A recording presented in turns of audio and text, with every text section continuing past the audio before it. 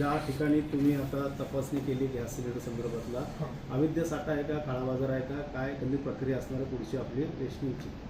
आणि सध्या या युद्धाच्या पार्श्वभूमीवर सिलेंडरचा तुटवडा निर्माण करण्याची जी प्रोसिजर चालू आहे, म्हणजे जे सिलेंडरचे जे व्यापारी आहेत यांनी या ठिकाणी डॉमिनोज पिझ्झा यामध्ये एक स्टोअर आहे, त्या स्टोअरमध्ये गो गॅस आणि HP आणि इतर कंपनीचे सिलेंडर या ठिकाणी त्यांनी भरलेले आणि रिकामे सिलेंडर स्टोरेज केलेले आहेत.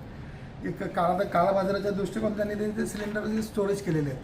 तर याबद्दल आम्हाला एक खबर भेटली होती पोलिसामार्फत, आणि आमचे उपनियंत्रक माननीय काळेसाहेब, प्रशांत काळेसाहेब यांच्यामार्फत आम्हाला ही खबर भेटली. आणि इथले जे लोकलचे जे आहेत त्यांनी पण आम्हाला इथे खबर अशी दिली की या ठिकाणी जे सिलेंडर आहेत त्या हिशोबाने आम्ही या ठिकाणी धाड टाकली, आणि धाडीमध्ये आपण बघता की हा साठा आम्हाला इथे आढळून आलेला आहे. एकूण कोणकोणत्या कंपन्या आहेत, कशा प्रकारचा व्यावसायिक पण आहे का आणि घरगुती देखील गॅस आहे का? सिलेंडर आहे त्याच्यामध्ये 15 किलो, 19 किलो वजनाचे आणि 21 किलो वजनाचे गो गॅस, आणि गो गॅसचे भरलेले 48 आहेत याच्यामध्ये, आणि 19 किलोचे HPचे भरलेला एक आहे.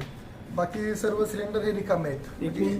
एकूण 138 सिलेंडर या ठिकाणी आपल्याला आढळून आले, म्हणजे भरलेले 53 आणि रिकामे 85. काय कारवाई सर आता पुढे अधिनियम काय सांगणार? हा, याच्यामध्ये आम्ही यांच्यावरती जीवनावश्यक वस्तू कायदा आणि LPG ऑर्डर 2000च्या अनुषंगाने यांच्यावरती फौजदारी स्वरूपाचा गुन्हा दाखल आम्ही करणार आहेत, आणि ती प्रोसिजर आम्ही सध्या चालू केलेली आहे. मग हे सिलेंडर कुठे कशा काय वितरण करणार होते, काय माहिती मिळाली? नाही, आता या संदर्भात आम्ही चौकशी निश्चितच, आता जे स्टोअरचे जे मालक आहे यांच्याकडनं आता हे सध्या नाही येते, त्यांच्याकडे आल्यानंतर त्यांचा जबाब आम्ही घेणार.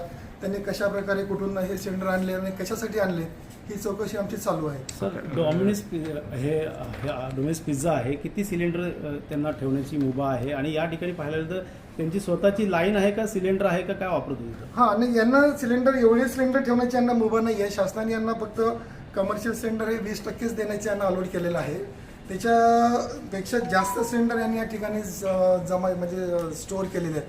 ते निश्चितच कायद्याला लागून नाही आहे. त्याच्यामुळे स्वतः व्यवसायामध्ये कुठला सिलेंडर वापरतो का, पाईपलाईन आहे काय? नाही, आता यांच्यामध्ये यांच्याकडे ओव्हन वगैरे पण असतात, यांच्याकडे इलेक्ट्रिक ओव्हन असतात त्या, आणि इलेक्ट्रिकवरती ओव्हनवरती यांना हे मुभा दिलेली आहे. पण त्याच्यानंतर यांनी हे सिलेंडर कशासाठी स्टोअर केलेले आहेत त्याचा शोध आम्ही नक्कीच घेऊ.